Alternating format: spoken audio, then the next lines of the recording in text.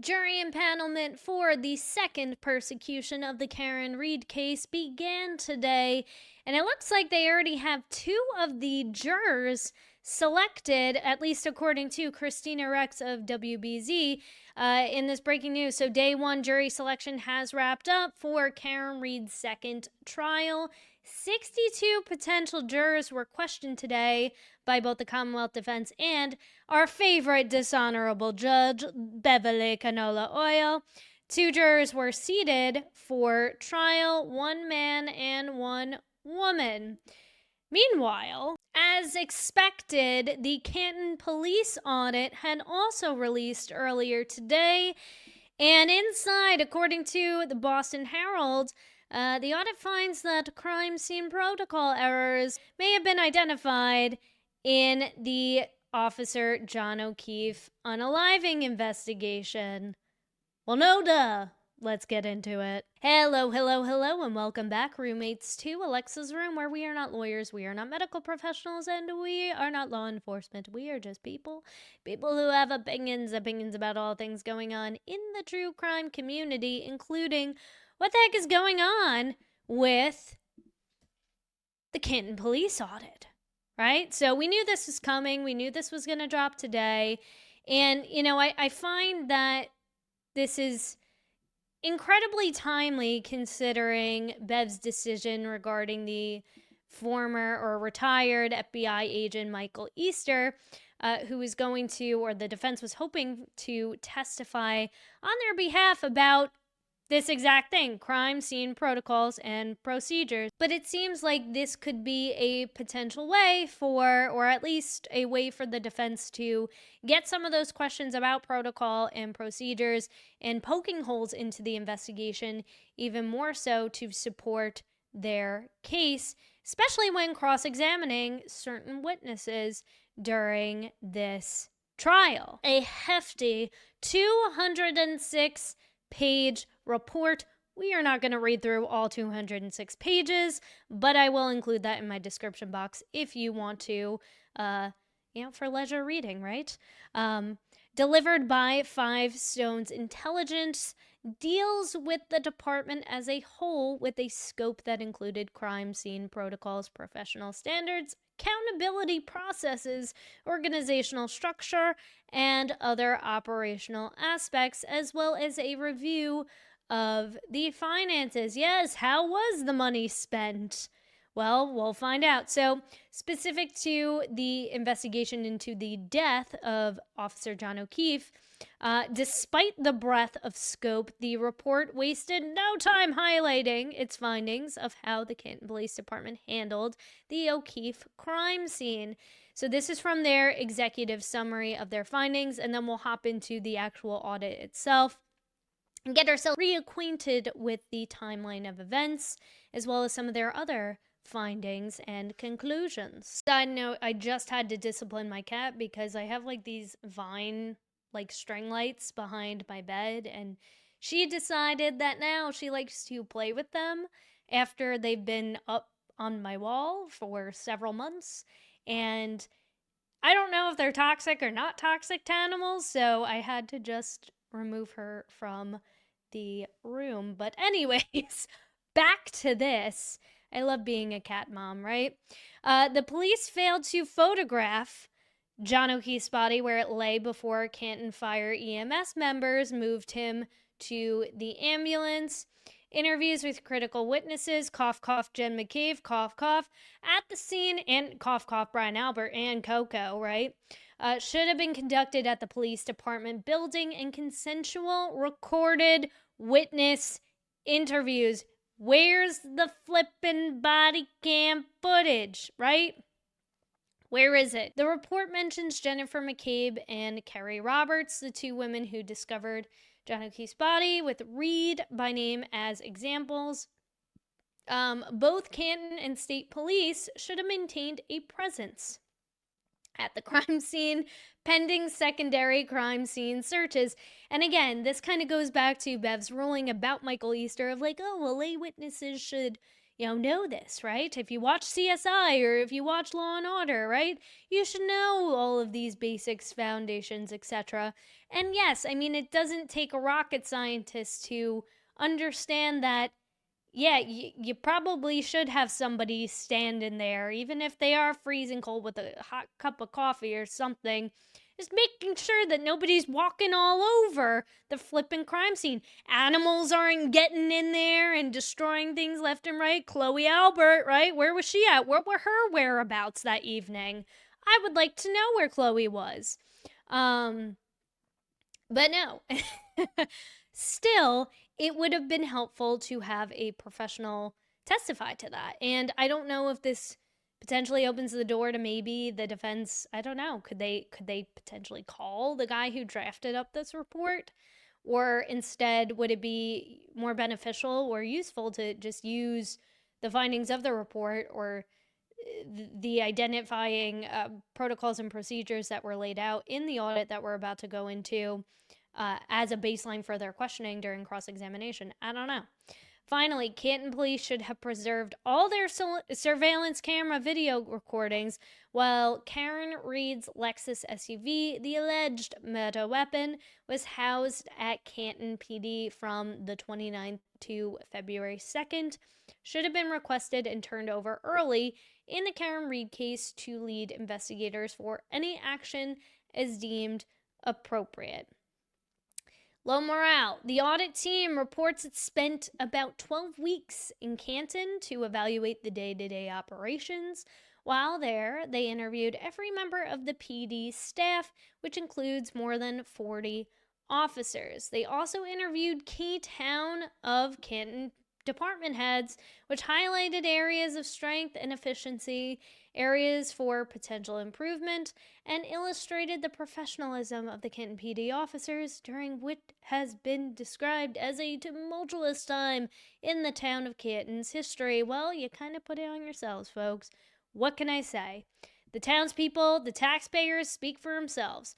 The report notes that there is a noticeable decrease in morale among department members, largely due to public scrutiny regarding the Canton PD's handling of the crime scene and the investigation into the death of O'Keefe.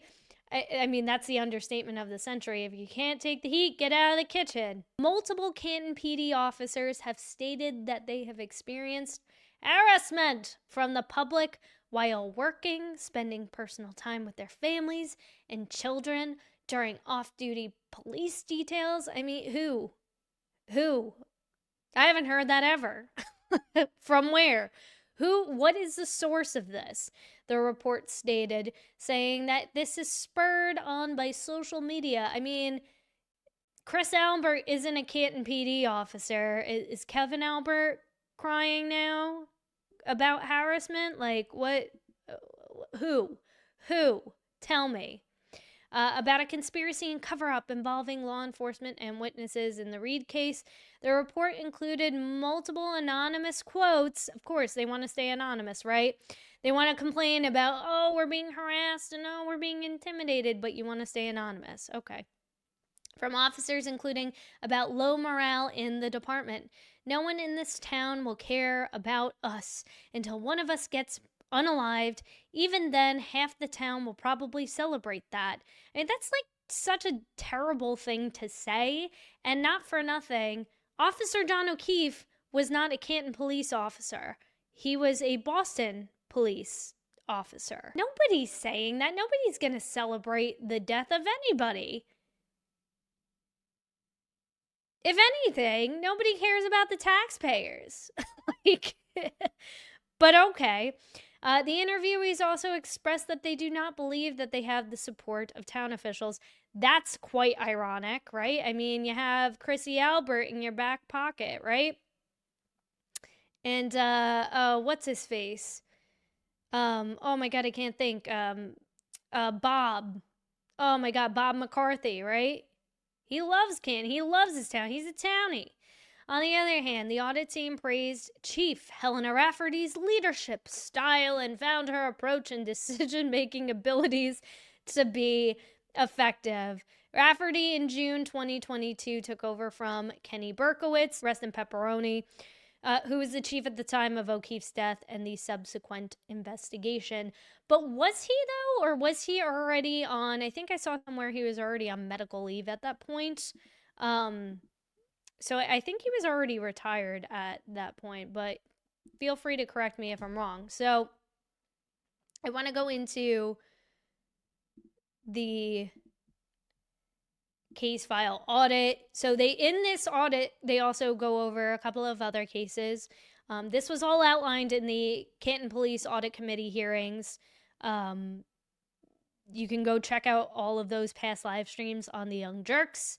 They also are going to have, I believe, a open mic opportunity on Saturday, this Saturday, for the folks in Canton. So if you live in Canton, I believe at Canton High School, I'll get the details right in my description box, but you can go there and you can, I guess they're opening it up for discussion to express your thoughts, feelings, etc. So if you live in Canton, I would definitely recommend giving this a read through, because this affects you. This could affect your loved ones. Maybe it already has, right?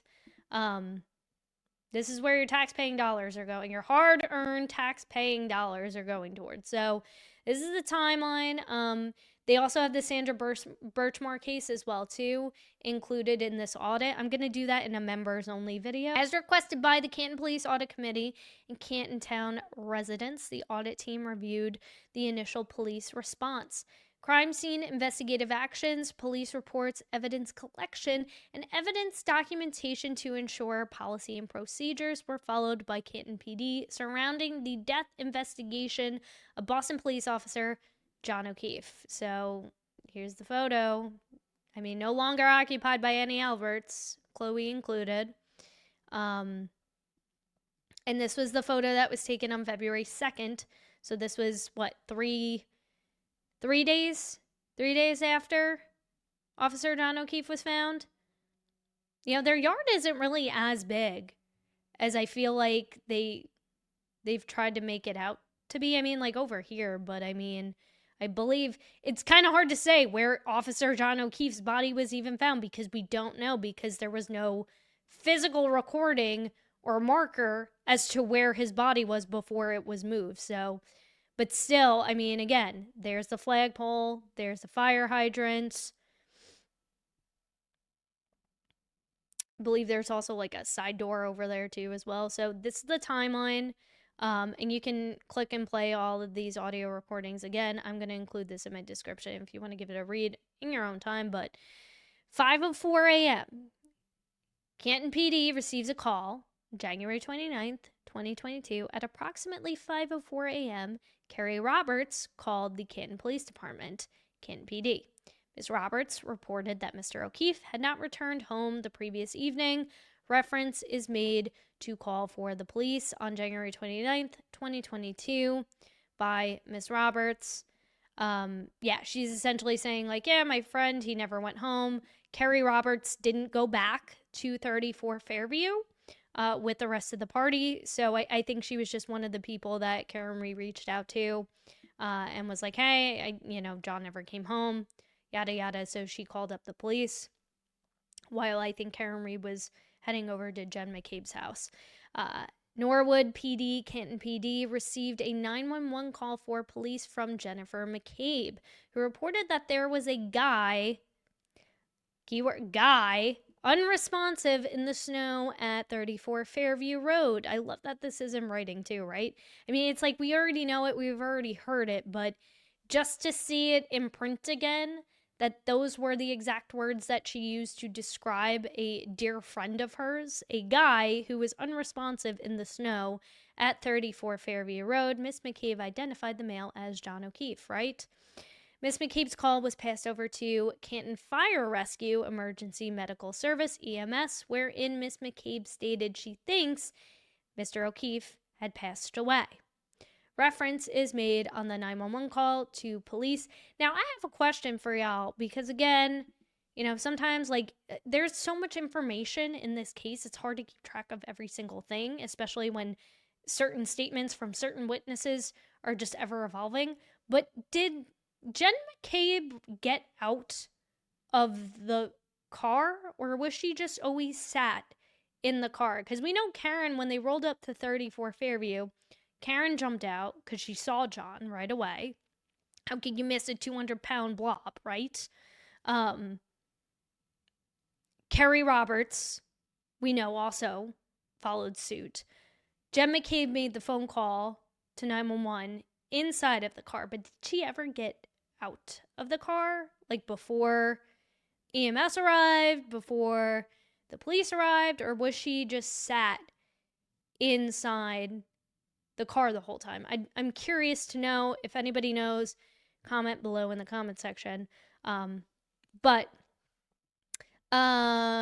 Miss McCabe's call was passed over to, okay, I read that, Sergeant Good dispatches Officer Saraf and Mulaney to 34 Fairview. Sergeant Good notifies Sergeant Lank and Lieutenant Gallagher to respond. So this is all at 6:04 a.m. Then 6:09 a.m. Canton PD Officer Sergeant Good dispatches Officer Saraf and Mulaney to 34 Fairview. Sergeant Good notifies Sergeant Lank and Lieutenant Gallagher to respond. 6:09 a.m. Canton PD Officer Stephen Saraf arrives at 34 Fairview, observed Miss McCabe, Karen Read, and Kerry Roberts, who were over the body. Okay, so that kind of answered my question. Who were over the body of John O'Keefe performing CPR. They reported he was not breathing, which is, again, like a little bizarre because she's like, oh, I think he passed away before you even got out of the car to see if he was breathing. Okay. They reported he was not breathing. Officer Saraf noted Mr. O'Keefe was bleeding and his skin was cold to the touch. Moments later, Canton Fire responded and took over first aid response. Officer Saraf reported Karen Read was distraught and could not tell him what happened. 6:12 a.m. Canton PD Officer Mulaney arrived and observed a female conducting CPR on John O'Keefe. Officer Mulaney reported he arrived in concert with fire rescue personnel and assisted them with placing John O'Keefe in the rescue. Officer Mulaney reported Miss Read was hysterical and made statements such as, "Is he dead?" and "That's my boyfriend." Officer Mulaney reported that Sergeant Good told Miss Roberts to take Miss Read home. Officer Mulaney, which is weird, right? Like, why would you tell either one of them to go home?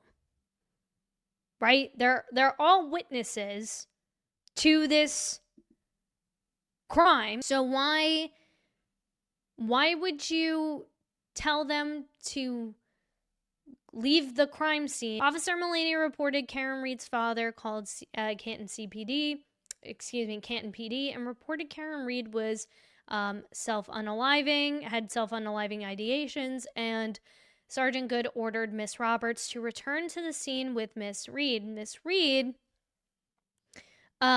which again, it's like you're telling a witness to leave and then come back. Like, she could have done anything within that time frame, right? Miss Read was then recommended for medical evaluation, Section 12, and transported to Good Samaritan. 6:12. So this is still 6:12. Canton Fire Department and EMS arrived and rendered first aid to Mr. O'Keefe. 6:14. Sergeant Good arrived at the scene and noted that Mr. O'Keefe was in the ambulance rescue with paramedics. Miss McCabe, Miss Read, and Miss Roberts were standing outside the rescue. Sergeant Good reported that he asked Miss Read how she arrived at 34 Fairview. So, like, even, like, none of this, like, really makes sense. So, like, on one hand, Officer Mulaney's like, hey, Sergeant Good told Kerry Roberts to take Karen home. But then they're like, oh, no, but, like, stay. Okay. Why? But again, why would you tell her to go?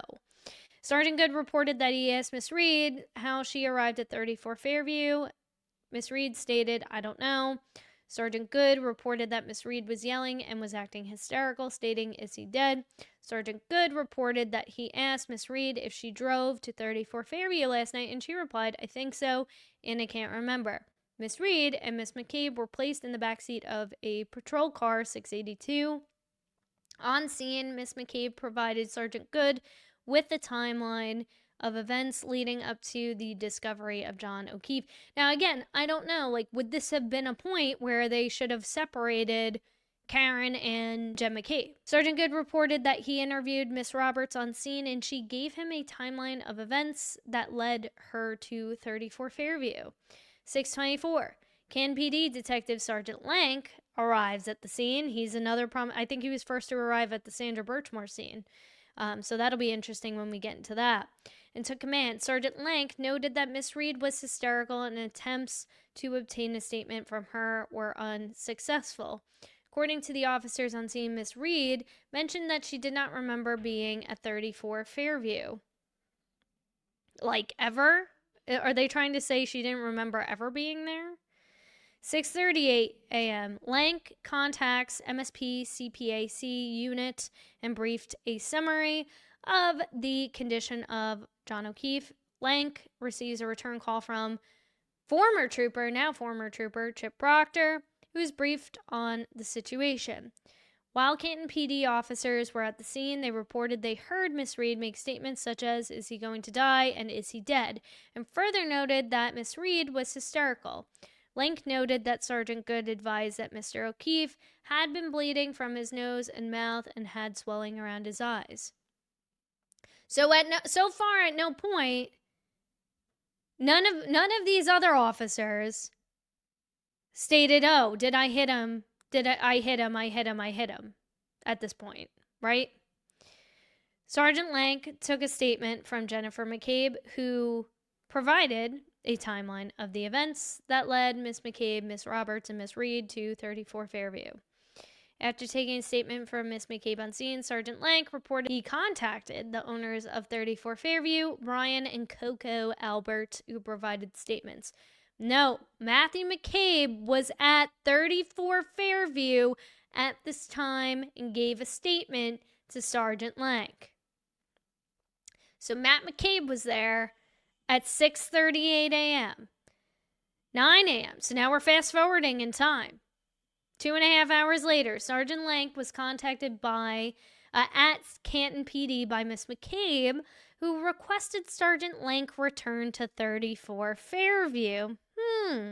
Lank and Lieutenant Paul Gallagher responded to 34 Fairview Road and spoke to Miss McCabe, who advised that when Miss McCabe, Miss Roberts, and Miss Reed were driving around looking for John O'Keefe, Miss Reed stated something to the effect of, "I hope I didn't hit him," and believed Miss Reed made these statements on scene in the presence of a police officer. So this is when it all becomes a game of telephone, right?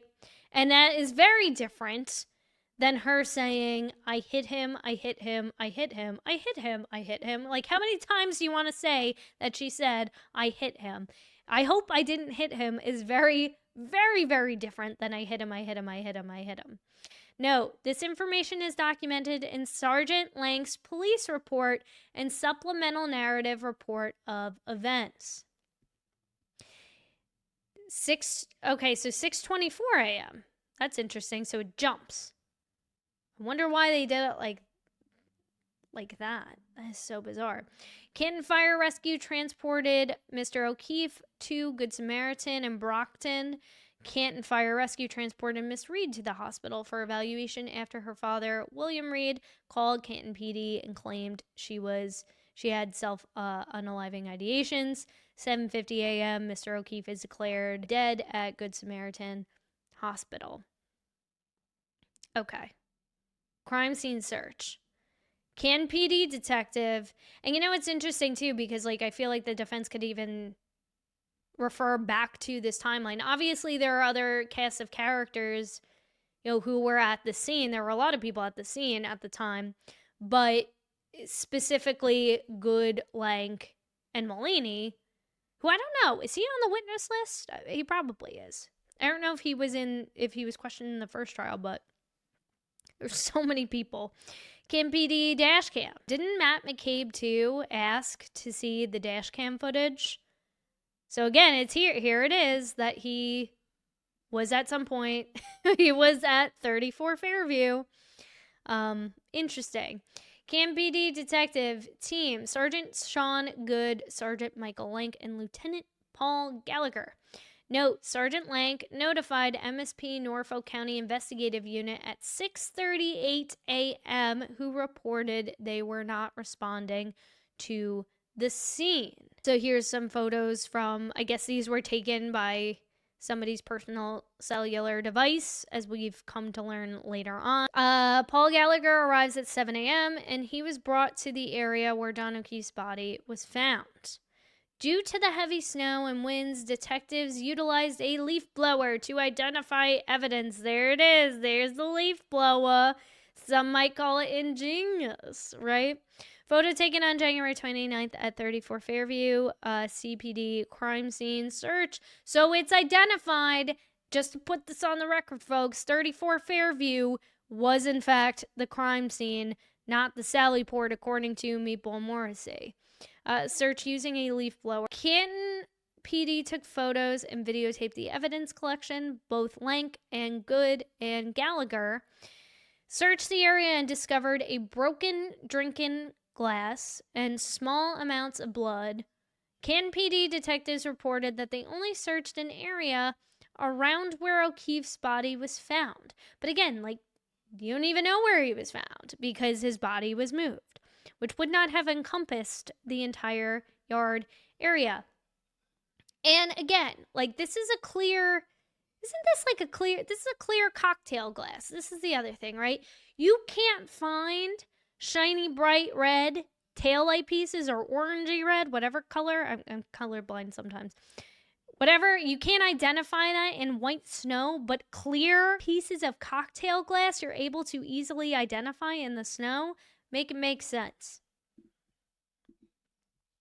CPD detectives secured the blood evidence in red Solo cups and placed them in a Stop and Shop grocery bag. The drinking glass was secured in an evidence bag. So you did have evidence bags. So then why was the Stop and Shop bag necessary? That's what I want to know. All evidence was taken to Canton CPD. Cocktail glass was turned over to the MSP crime technicians for testing on the 1st of February 2022. Detectives said the blood evidence was secured in a refrigerator in the evidence property room. MSP crime lab technicians took custody of the evidence on February 1st. All right, so here's a neighbor across the street, Tom Kelleher, Canton PD Deputy Chief of the Investigative Division, who resided across the street from 34 Fairview, provided the Solo cups. The party's here, to the detectives. Kelleher recused himself from the investigation because he knew the Albert family. Well, I mean, that's an understatement. Yeah, they're my flippin' neighbors. And also, too, I work in the same police department as Brian Albert's brother, Kevin Albert, but I digress, who were the owners of the home at 34 Fairview. CBD detectives cleared the scene at 34 Fairview sometime after 8 a.m. and responded to the Canton PD with evidence collected. Later in the morning at approximately 9 a.m., Miss McCabe called Sergeant Lank at the Canton PD and asked him to come to 34 Fairview. Minutes later, Sergeant Lank and Gallagher responded to 34 Fairview and were met by Miss McCabe, who reported that she recalled when Miss Reed was driving with her. Reed said something to the effect of, "I hope I didn't hit him." So again, this was after the fact, after Karen Read was already sectioned off. Miss McCabe said Reed also made the same statements at 34 Fairview when they, Reed, Roberts, and McCabe, found John O'Keefe. Note, this information was documented in Lank's investigative reports. And again, I hope I didn't hit him is a lot different than I hit him. Canton PD detectives said they did not have probable cause to obtain a search warrant and did not request permission to search the Albert house, as they had no information that Mr. O'Keefe ever entered the home at the time. Whether or not you needed a search warrant or not, wouldn't you think, hey, there's a dead guy on the front lawn of my flippin' house, of of this guy's house. Like, maybe we should go inside and at least, like, assess the situation and see, okay, well, who was in the house? Like, did anybody happen to see him go in the house? Like, just to cover all bases. It doesn't take a whole lot of extra effort to go inside the house and conduct an investigation. You would think most people don't have dead bodies just wind up on their front lawns, but I guess that's just me, right? What do I know? Note, a search warrant infringes on an individual's Fourth Amendment rights. Oh yeah, because how dare we infringe on Brian Albert's Fourth Amendment rights, and requires substantial evidence or witness testimony. So I guess a dead body on your front yard doesn't count as substantial evidence. Okay. Neither of which was present in this case.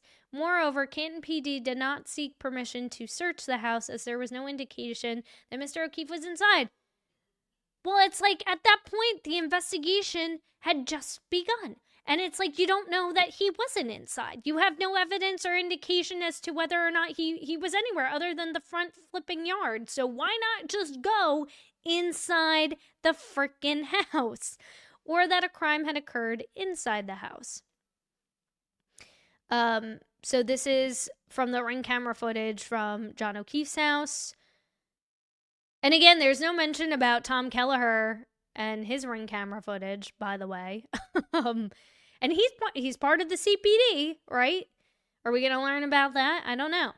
At approximately 8:23 a.m., Canton PD officers responded to the O'Keefe's residence at 1 Meadow Lane and conducted a check on the well-being of Mr. O'Keefe's niece. Miss Read's Lexus SUV is pictured parked in the driveway. After leaving the hospital, Miss Read, along with her family, went to 1 Meadow. Is it 1 Meadow or 1 Meadows? I thought it was 1 Meadows.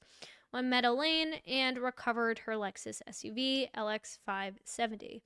On February 2nd, Karen Read's arrested by Massachusetts State Police and was charged with manslaughter, motor vehicle homicide, and leaving the scene of a motor vehicle collision causing death. But again, where is the accident report in all of this? Right? That's something that the CPD would handle, right? They would write up an accident report.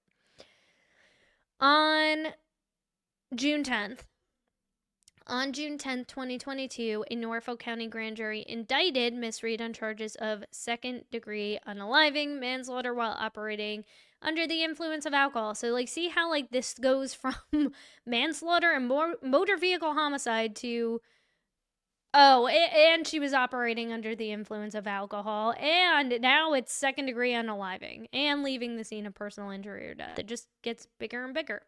Attorneys for Miss Read claim that Mr. O'Keefe was assaulted and his body was later placed outside of 34 Fairview, Canton, Massachusetts, as a part of alleged cover-up by law enforcement. Note, our team has not discovered any information that would indicate that any actions of CPD officers or detectives were a part of a conspiracy to frame by any individual for the unaliving of Mr. O'Keefe.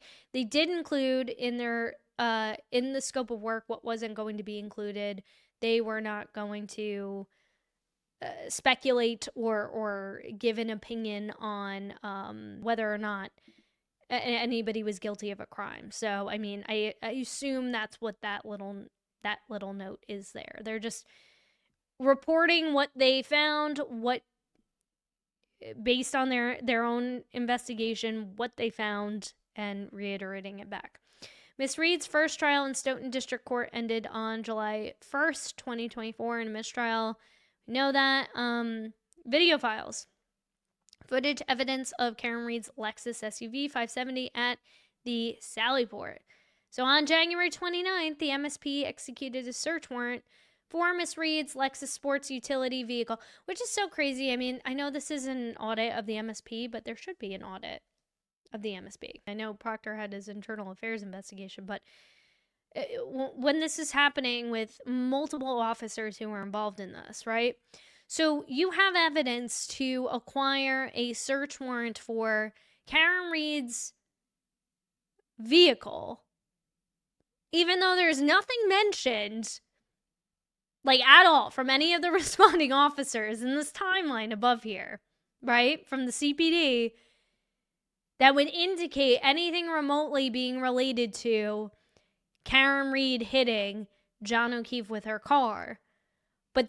But that warrants the search warrant request. But going into Brian Albert's house when a body was found on his front yard, that lacks evidence. There's not enough substantial evidence there to acquire a search warrant. Okay. The audit team found MSP requested that Miss Read's vehicle be brought back to Canton PD. Chief Rafferty said this request was granted because the Canton PD is near the Norfolk District Attorney's Office, and MSP did not have adequate temperature-controlled storage facilities close by. Calling BS on that, but whatever. MSP coordinated for the Lexus SUV to be towed to the Canton PD garage and arrived at the Canton PD garage at approximately 5:35 p.m. on January 29th. Canton PD video cameras documented the Lexus SUV arriving at the Canton PD Sallyport on January 29th, 2022. Shortly thereafter, MSP and Canton PD secured the vehicle with yellow tape surrounding the SUV. Which is funny. It's like, okay, you found your yellow tape now. Like, where was that? Where was that when you found his body? When you were supposed to be securing that scene? Where was that? No, MSP crime scene technicians searched and processed the vehicle on February 1st. Are we going to find out who the heck was in this Sallyport at this time? Aside from Proctor and Buchanan? And the town of Canton has confirmed that one camera in the Sallyport records abnormally in a mirrored fashion. Yes, as in inverted. Abnormally. Three cameras, so 3 cameras in the town of Canton have been found to have this issue. That's interesting. And this camera malfunction is not isolated to only the Canton PD cameras. So where else? I guess I'm assuming other government-related or law enforcement agency. I don't know. So yes, the famous Sallyport. That's the taillight outside of the Canton PD garage. I guess these were taken recently because there's no snow. I mean, it would have been helpful to have photos of the Sallyport when her vehicle was being brought in. Are we going to hear anything about the video that revealed itself where she was backing in, or not her, but they were backing in her car into the Sallyport? Are we going to hear about that? The audit team interviewed the town of Canton information technology IT specialist who stated that Canton PD building has 28 cameras. Wow. That are placed both inside and on the exterior of the building. But was that the case at this time in 2022? Or are these new? Are these newly added cameras? Are these brand new cameras? Including in the Sallyport garage. How many cameras are in the Sallyport? The IT specialist said most of the cameras installed are analog cameras, low resolution, and have been in place for many, many years. Well, that answers that question. If you want to follow the word according to Meatball Morrissey. If we want to treat the Sallyport as a second crime scene or as the crime scene, then the jurors should have a viewing. They should be allowed to have a viewing. They should be allowed to have a viewing of the Sallyport. They should be able to see. They should be able to look at the cameras. Where are the placement of the cameras? Wouldn't that be helpful? As part of the audit, a CPD sergeant retired. So I wonder if is that the same guy who was like, oh, I had all of these Sallyport videos that were saved on my computer, on my iCloud file or whatever. Met with the audit team and advised he downloaded camera footage videos related to Karen Read's Lexus SUV. Chief Rafferty said the vehicle was in the custody of Canton PD from January 29th till February 2nd. The audit team also reviewed a memorandum sent to Helena Rafferty on February 27th, 2025 that detailed the following in summary. The CPD sergeant wrote, beginning in February, MSP troopers requested copies of video from the Canton PD Sallyport from the 29th. Canton PD downloaded video 1 and provided the exhibit to the MSP. So here you're saying I downloaded videos, but you're only handing over 1? Okay. In June of 2023, again, MSP requested video footage of Miss Read's Lexus SUV being brought into the Canton Sallyport, specifically the outside camera footage. Canton PD Sergeant stated he downloaded all video recordings that covered the period that Miss Read's Lexus SUV was held at Canton PD. Note, due to the large size of the files, a Canton PD sergeant separated the videos and saved them into 6-hour blocks. The outside video footage was relinquished to the custody of the MSP. In April 2024, so I mean, if that's the case, right, Chip, you got a lot to answer for. This is why you need chain of custody, right? Because right now this is all based on word of mouth from this retired sergeant. I think he did retire not too long after the fact, or after he started handing all this stuff over, right? In April 2024, while Read's trial was being held, Chief Rafferty directed the Canton PD sergeant to download additional video footage from the 29th early morning hours footage because it showed ATF Special Agent Brian Higgins arriving at Canton PD. The video was downloaded and turned over to the MSP during the trial. On or about, that should have been a mistrial right there. Like, should have been an automatic dismissal. On or about January 24th, 2025, Canton PD produced another video of Miss Read's Lexus SUV arriving at the CPD Sallyport on January 29th, 2022, and the video was downloaded and turned over to the MSP.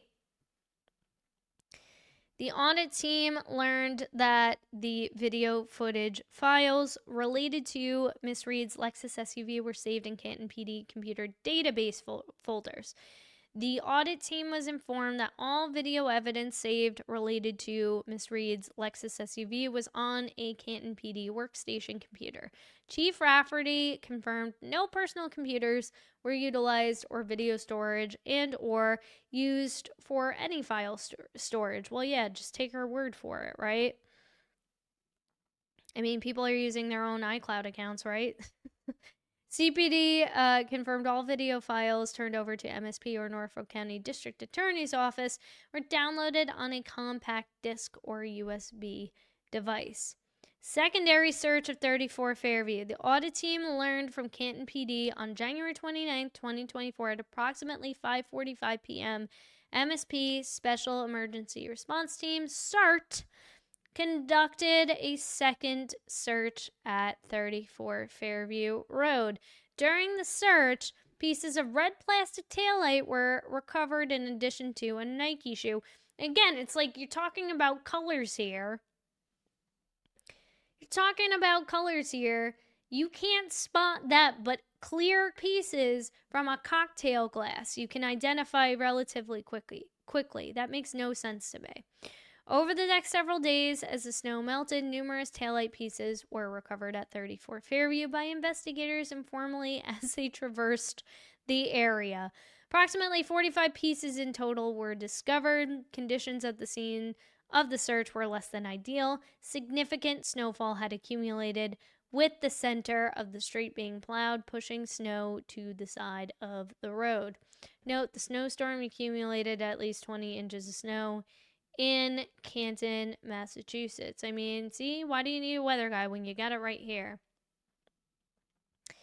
And again, like, this is accumulated over a series of hours throughout the day, not in the hours leading up to when Karen Read, Jen McCabe, and Kerry Roberts found Officer John O'Keefe on the front lawn of 34 Fairview.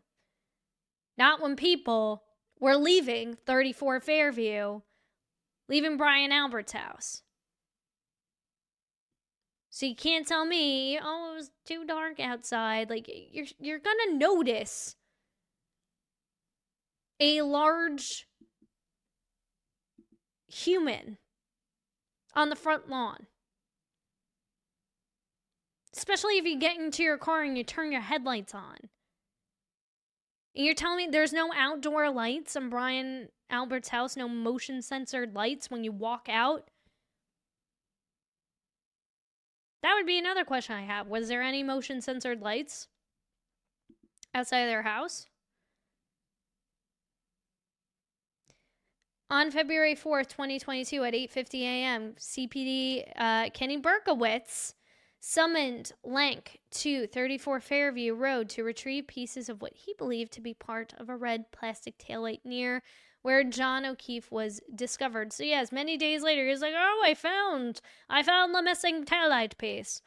Lank, along with CPD detective, responded to 34 Fairview Road and maintained a presence and took... I love it. Now they maintain a presence. Like, oh yeah, now after the fact, instead of preserving flipping crime scene, now we do. Now we maintain a presence and take photos. Now we know how to do all that, right?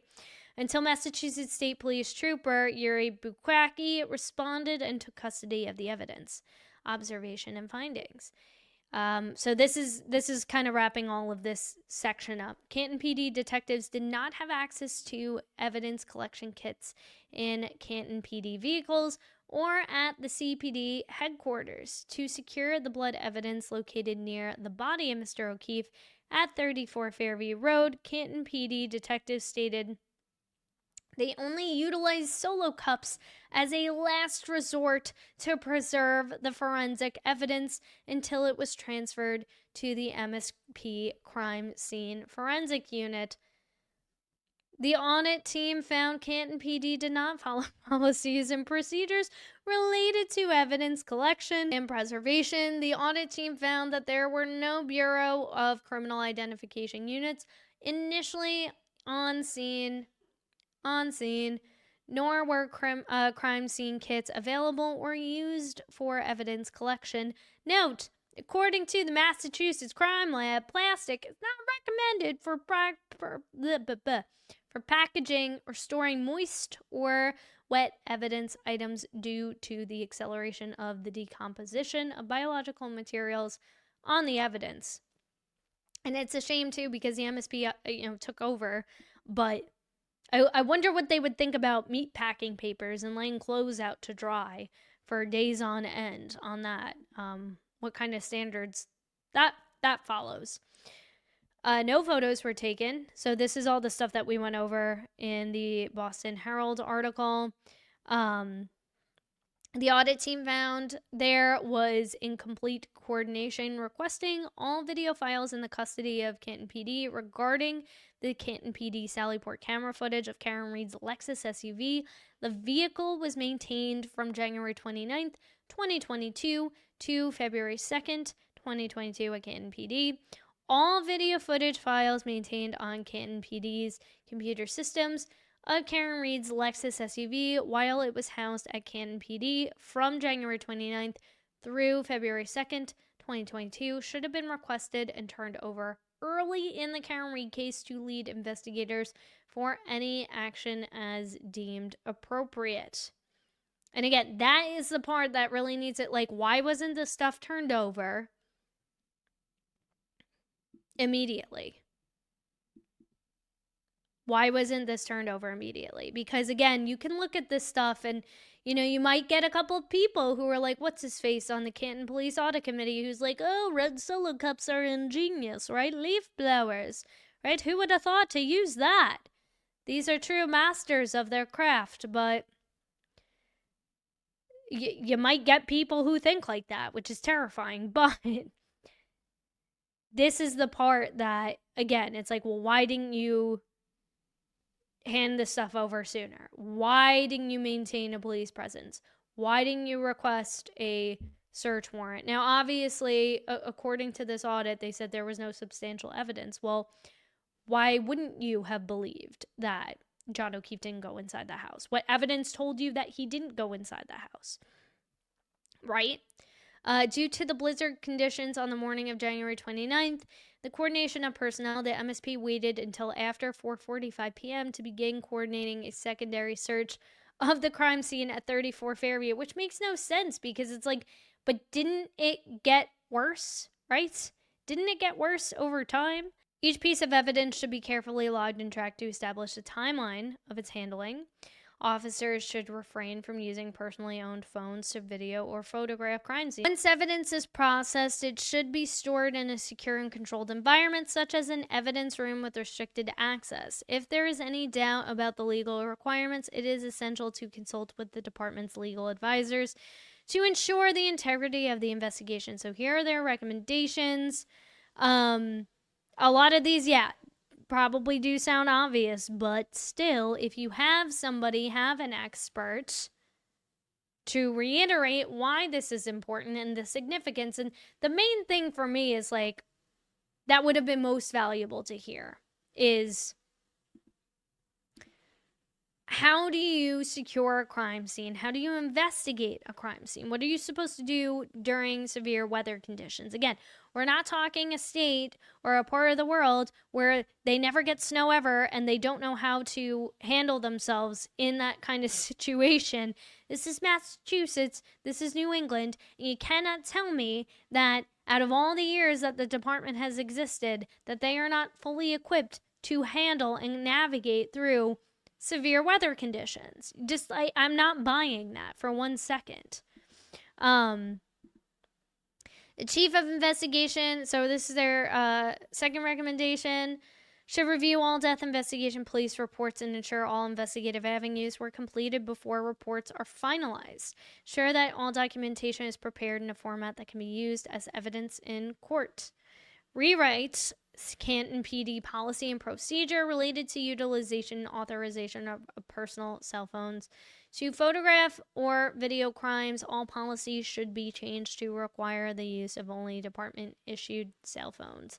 To photograph crime scenes, no use of personal cell phones should be allowed.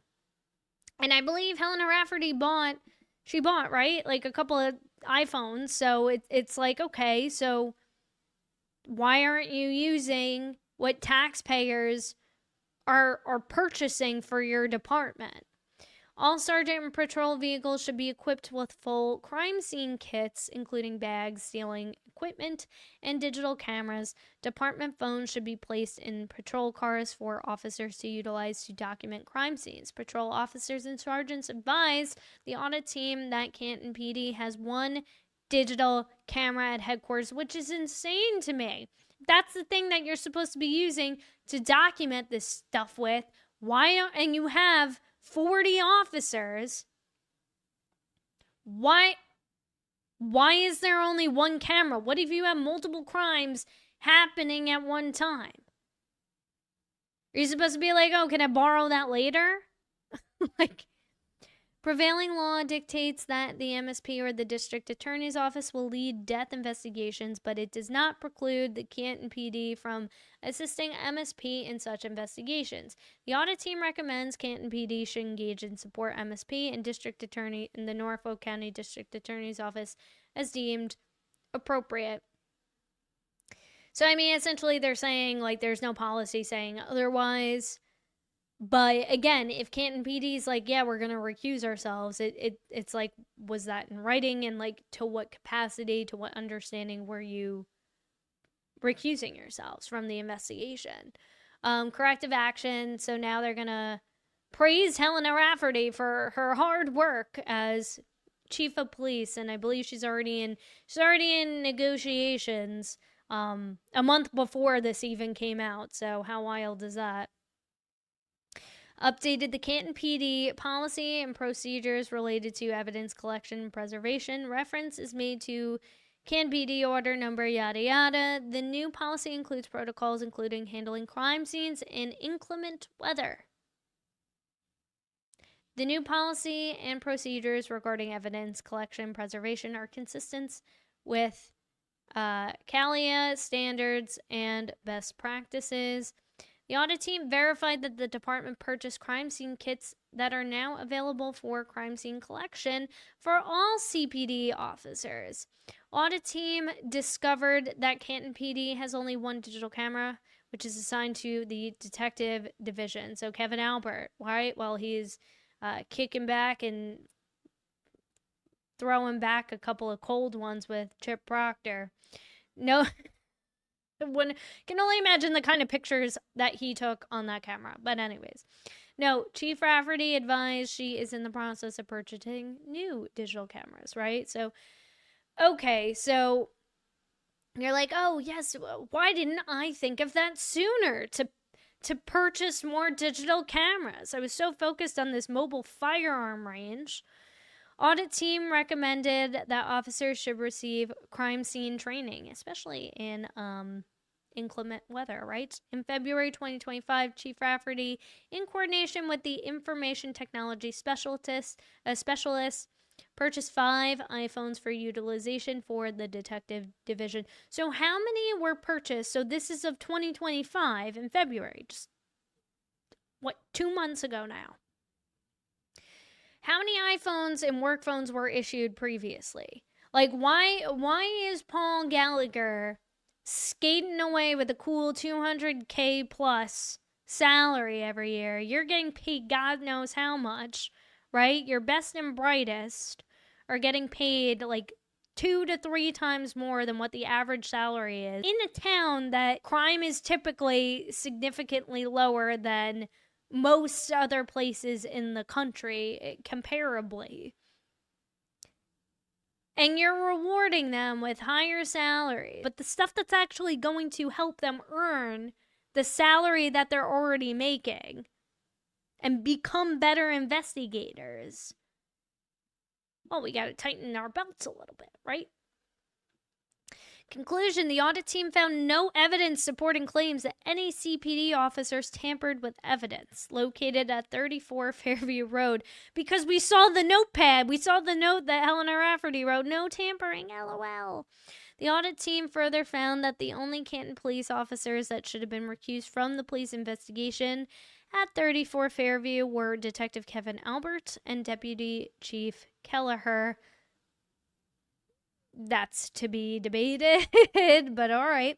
Canton PD has full investigative authority to work in concert with Norfolk District Attorney's Office and Massachusetts State Police on death investigations. Yes, that's true, but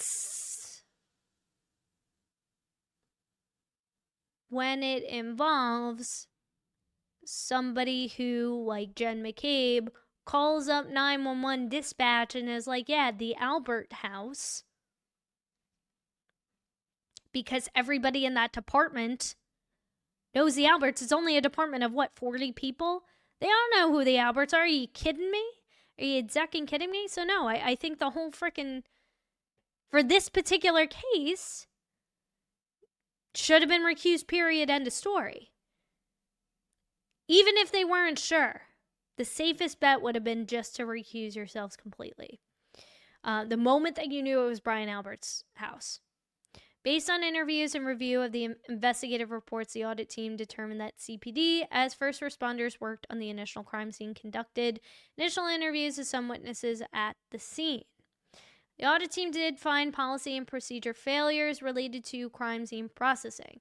The audit team has determined that Canton PD's internal controls and compliance oversight have improved since the initiation of this audit. Well, obviously, because you're breathing down our necks, right? Like, when you have a firearm to your head, you're going to start to be like, yeah, okay, the pressure's on. Like, I'm being watched. Of course I'm going to pretend that I'm following protocol and I'm going to, be a good little Girl Scout and Boy Scout.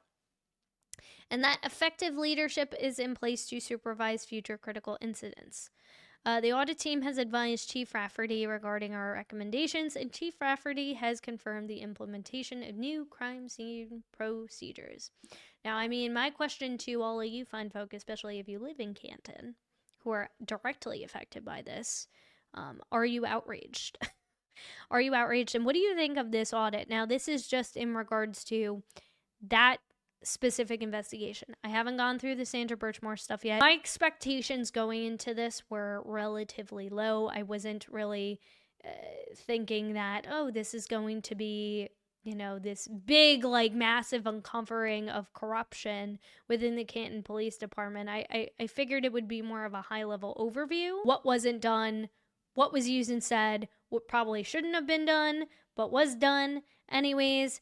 Hey, it's a little bit frowned upon. We don't usually do it that way. These are our recommendations, and you can either, use them or don't. You paid for this audit, but we're not here to implement these steps for you. So, and that, the best way to keep them accountable is to continue to hold their feet to the fire, right? If you're a taxpayer who's living in Canton, you have every right to hold their feet to the fire and make sure that they're making good on these changes and these recommendations that have been suggested in this audit. But what kind of questions do you feel like we're missing on your end that you would have liked the audit to have included? Do you think this is fair? Do you think that the defense would benefit from utilizing this in their case in this upcoming retrial? I mean, I think it'll help if anything, it'll give them at least a baseline of questions that they can utilize to cross-examine some of the witnesses that the Commonwealth calls, specifically, Sergeant Good, Mullaney, Lank, in concert with the protocols and procedures as well of the MSP. I think, hitting both sides of that and really poking holes into the investigation and how it was conducted is going to probably be a stronger argument than necessarily the third-party culprit defense. Just because it is, I think for some people, it is a little bit difficult for them to get their head around. Some people have a lot of trust in law enforcement, right? Or they just don't want to believe. They think this case is just so crazy, right? It can't be real. It's Hollywood, the best Hollywood screenwriter couldn't write a better script. And it does. It does feel so unreal, but it is. It's absolutely blaringly real of all the corruption that is going on in Canton, in Norfolk County, and within the MSP as well too. So with that being said, if you enjoyed today's content, make sure you hit that subscribe button. Make sure you hit the notification bell so you do not miss the next Karen Read update from me. And make sure you hit that like button because that tells the YouTube algorithm that this is newsworthy news. And it is. It is. People of Canton deserve to know what the heck is going on in their community, what their taxpayer dollars are going towards, right? Whose pockets they're filling. Because if this is going on in Canton, it's probably going on in your town too. Or maybe it's not. Maybe it affects a loved one of yours, a friend, right?